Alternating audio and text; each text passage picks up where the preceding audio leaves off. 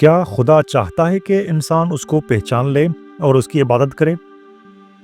اگر خدا واقعی ایسا چاہتا ہے تو کیا یہ آسان نہ ہوتا کہ خدا سب کو اپنا دیدار کرا دیتا؟ تو پھر کسی کو شک و شبے کی گنجائش نہ ہوتی؟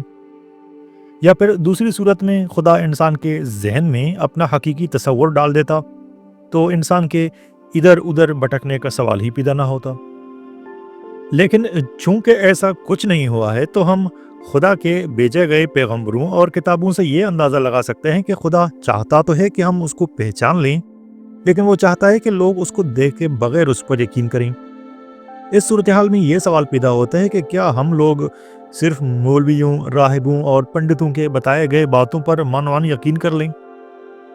یہ تو سب کو معلوم ہے کہ تمام مولوی، پنڈت اور راہب معصوم نہیں ہوتے اور ان سے غلطی کی بھی گنجائش ہے۔ اور تیسرا یہ کہ یہ سب ایک بات پر متفق بھی نہیں، اور ظاہر ہے یہ ساری باتیں خدا کو بھی معلوم ہیں۔ تو اس کا مطلب ہوا کہ انسان کو پھر بھی اپنا عقل استعمال کرنا پڑے گا یہ سمجھنے کے لیے کہ کون سچا اور کون جھوٹا، اور آنکھیں بند کر کے کسی کی باتوں پر یقین کرنا غلط راستے پر ڈال سکتا ہے۔ تو پھر خدا چاہتا ہوگا کہ ہم اپنی عقل کو استعمال کر کے اس کی اور اس تک پہنچانے والے راستوں کو پہچان لیں۔ اگر ایسا ہے تو میرے خیال میں مذہبی لوگوں کو اس بارے میں کوئی اعتراض نہیں ہونا چاہیے اگر انسان دستیاب معلومات کی بنا پر خدا کو پہچاننے اور تلاش کرنے کے لیے اپنی عقل کو استعمال کر کے منطقی بنیاد پر کوشش کرے۔ ویڈیو کے شروع میں اس تفہیم کی ضرورت یوں پڑ گئی کہ کافی دوست اس بات پر اعتراض کرتے ہیں کہ خدا کی ذات کے بارے میں سوال و جواب کرنا غلط ہے اور ہمیں صرف آسمانی کتابوں سے رجوع کرنا چاہیے۔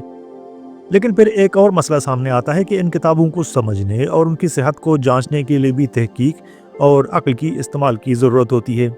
یوں ہر صورت میں ہمارے لیے عقل کا استعمال ناگزیر بن جاتا ہے۔ آج کی ویڈیو اس سیریز کی دوسری ویڈیو ہے جو کہ لوئی پوائمین کی کتاب دی فلاسفی آف ریلیجن پر مشتمل ہے، جس میں مصنف خدا کو سمجھنے کے لیے عقلی دلائل جو کہ مذہبی اور لادین فلاسفرز کی جانب سے پیش کیے گئے ہیں پر بحث کرتا ہے۔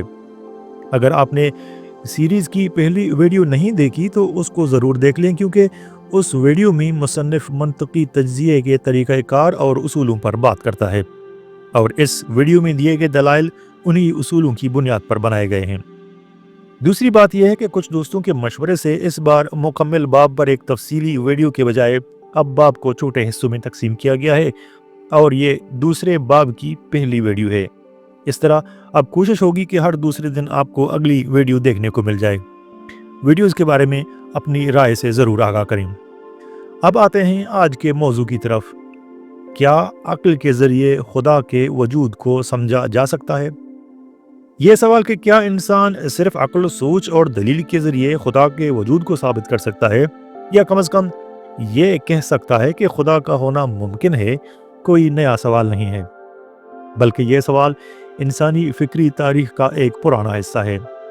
یونان کے ابتدائی دور کے مشہور مفکر پروٹاگورس، جو تقریباً 450 قبل از مسیح تھا، سے لے کر افلاطون تک، جو 427 سے 347 قبل از مسیح تک تھا، یہ موضوع بحث و تحقیق کا مرکز رہا۔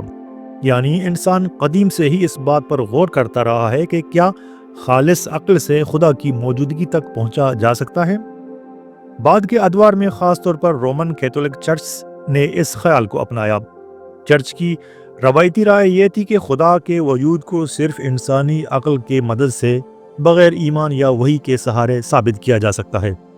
اسی موقف کو 1870 میں ہونے والی پہلی ویٹیکن کونسل میں بہت زور دے کر پیش کیا گیا۔ اس کونسل نے یہ موقف اختیار کیا کہ انسان کی عقل اتنی طاقتور ہے کہ وہ خدا کے وجود کو جاننے کی صلاحیت رکھتی ہے۔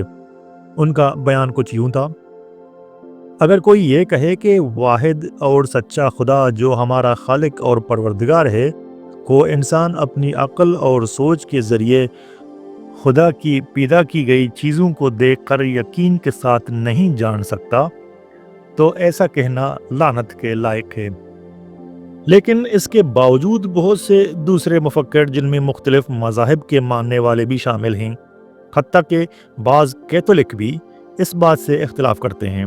وہ کہتے ہیں کہ صرف انسانی عقل کے ذریعے نہ تو خدا کو جانا جا سکتا ہے اور نہ ہی اس کے وجود کو ثابت کیا جا سکتا ہے۔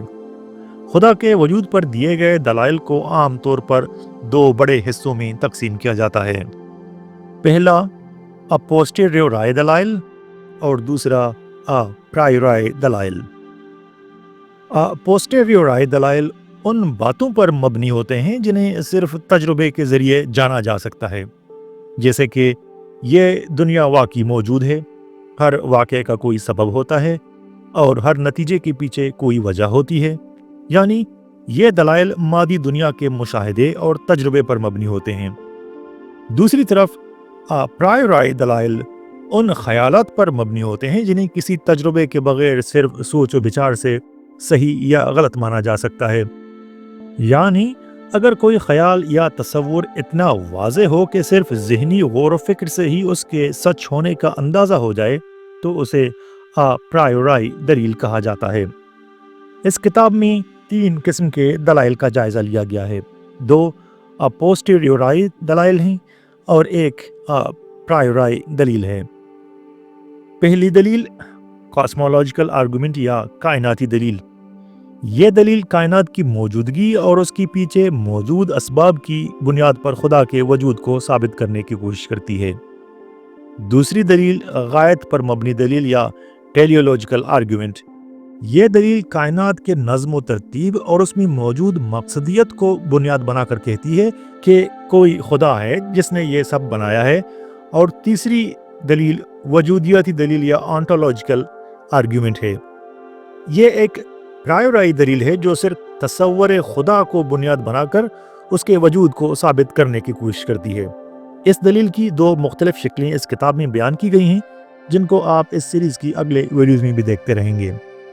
اس ویڈیو میں اصل سوال یہ ہے کہ کیا یہ تینوں دلائل چاہے الگ الگ یا سب کو ملا کر دیکھیں خدا کے وجود کو کسی حد تک معقول طریقے سے ثابت کرتے ہیں؟ کیا ان میں سے کوئی دلیل اتنی مضبوط ہے کہ وہ ایک اعلیٰ ہستی کے وجود کو بغیر کسی شک و شبہ کے ثابت کر سکے؟ یا کم از کم یہ دلائل دستیاب ثبوتوں کی روشنی میں خدا کے وجود کو ممکن یا زیادہ قابل قبول بنا دیتے ہیں؟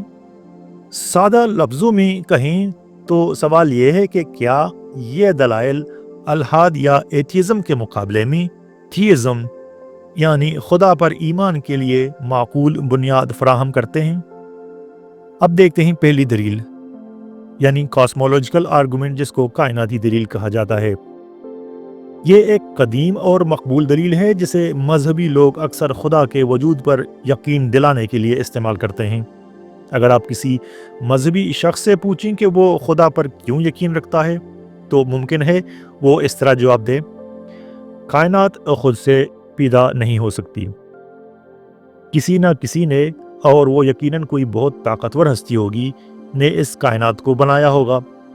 اسی طرح ہر چیز کا کوئی نہ کوئی سبب ہوتا ہے، اور اگر ہم ان اسباب کو پیچھے کی طرف لے کر چلیں تو یہ سلسلہ ہمیشہ نہیں چل سکتا۔ لازماً کوئی پہلی وجہ، پہلا سبب ہونا چاہیے، اور وہی پہلا سبب خدا ہے۔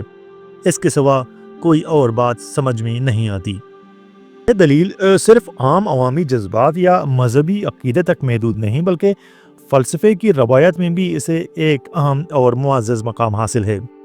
افلاطون اور ارسطو سے لے کر مسلمان فلسفیوں جیسے الفارابی، الغزالی، ابن رشد اور یہودی مفکرین جیسے موسیٰ بن میمون اور اسپینوزا، نیز عیسائی فلسفیوں جیسے Saint Thomas Aquinas, Leibniz, Samuel Clarke, Richard Swinburne اور ولیم لین کریگ، ان سب نے کسی نہ کسی شکل میں اس دلیل کو تسلیم کیا ہے۔ کائناتی دلیل کا مرکزی خیال یہ ہے کہ کائنات موجود ہے اور اس کے موجود ہونے کے لیے کوئی بیرونی سبب یا بنانے والا ضروری ہے۔ یعنی کائنات بذات خود نہیں ہو سکتا، بلکہ اس کا وجود کسی اور چیز پر منحصر ہے۔ وہ کچھ اور یا سبب جو لازماً اس کائنات سے پہلے موجود ہونا چاہیے، وہی چیز خدا کہلاتی ہے۔ کائناتی دلیل کی ایک مشہور شکل کو پہلی علت کی دلیل یا فرسٹ کاز آرگومنٹ کہا جاتا ہے۔ اس دلیل کا خلاصہ یہ ہے کہ چونکہ چیزیں کسی نہ کسی وجہ سے وجود میں آئی ہیں، تو لازمی طور پر ان کے وجود کے لیے کوئی پہلا سبب یا फर्स्ट काज होना चाहिए। कैथोलिक आलिम सेंट थॉमस एक्वानास ने इस दलील की एक और शक्ल पेश की जिसे उन्होंने दूसरी राह या सेकंड वे कहा। ये दलील इल्लत व मालूल या काज एंड इफेक्ट के तस्वर पर मबनी है। दलील कुछ यूं है, हम देखते हैं कि मादी दुनिया में चीज़ें एक दूसरे की वजह से बनती हैं, लेकिन कोई भी चीज़ खुद अपनी वजह नहीं हो सकती, क्योंकि अगर ऐसा हो तो उसे खुद से पहले मौजूद होना पड़ेगा, जो मुमकिन नहीं। अब अगर हम मान लें कि ये वजहों का सिलसिला हमेशा के लिए चलता रहे, तो इसका मतलब होगा कि कोई इब्तदाई वजह नहीं है। लेकिन अगर कोई इब्तदा वजह या सबब ही नहीं होती, तो बाकी तमाम दरमियानी और मौजूदा वजूहात भी नहीं होती। इसलिए लाजमी है कि कोई ऐसी पहली वजह ज़रूर हो जो इन सब वजूहात की सबब बने, और लोग उसी को खुदा कहते हैं। इस दलील का खुलासा मंतक के हिसाब से, जिसका जिक्र हमने पिछली वीडियो में तफसील से किया था, कुछ यूं किया जा सकता है। चीज़ें किसी वजह से वजूद में आई हैं। कोई चीज़ खुद अपनी वजह नहीं हो सकती। वजहों का सिलसिला ला इंतहा नहीं हो सकता। इसलिए कोई पहली वजह जो बेसबब हो ज़रूर होनी चाहिए। खुदा उसी बेसबब पहली वजह का नाम है, लिहाजा खुदा मौजूद है। अब सवाल यह पैदा होता है कि इस दलील की माकूलियत क्या है, या दूसरे लफ्ज़ों में ये दलील किस हद तक दुरुस्त है। आइए इसका तज्ज़िया करते हैं। पहला नुक्ता बज़ाहिर दुरुस्त लगता है। साइंसी मुशाहिदे और फिज़िक्स के उसूल इस बात पर मुत्तफ़िक़ हैं कि हर वाक़े के पीछे कोई न कोई वजह ज़रूर होती है। दूसरा नुक्ता भी अक्ल के लिहाज से ठीक मालूम होता है। कोई चीज़ खुद को पैदा नहीं कर सकती, क्योंकि किसी चीज़ को पैदा करने के लिए ज़रूरी है कि वो पहले से मौजूद हो। अगर वो पहले मौजूद हो तो उसे अपने आप को पैदा करने की ज़रूरत नहीं है, और अगर वो चीज़ मौजूद ही ना हो तो वो अपने आप को बनाने का काम कैसे कर सकती है।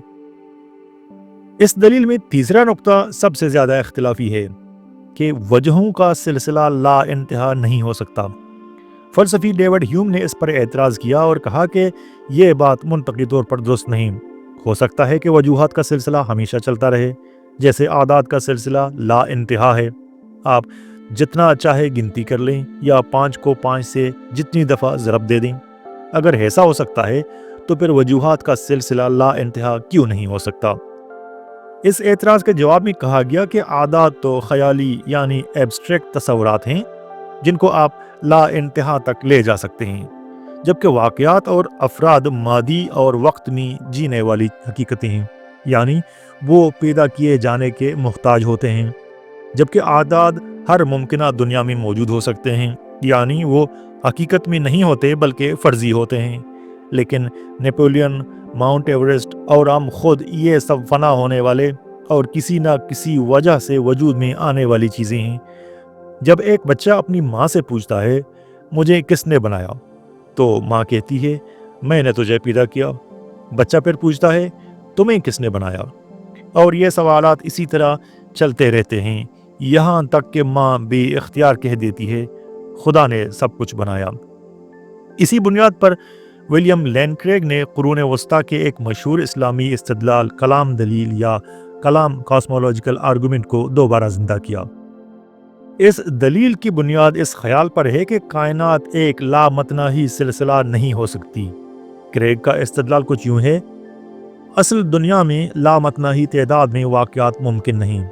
अगर वक्त में वाक़यात का कोई आगाज़ ना हो तो ये एक हकीकी लामतनाही तादाद बन जाएगी, लिहाजा वक्त में वाक़यात का बेआगाज़ सिलसिला मुमकिन नहीं। क्रेग इस दलील को समझाने के लिए एक मशहूर ज़हनी तजुर्बा पेश करते हैं, जिसे हल्बर्ट के होटल या हल्बर्ट्स होटल कहा जाता है, जो कुछ यूं है।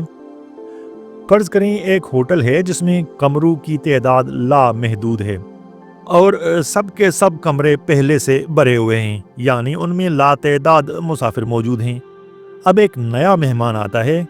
चूँकि हमने फ़र्ज़ किया था कि होटल के कमरे लामहदूद हैं, तो हम ये नहीं कह सकते कि कमरे में जगह नहीं है।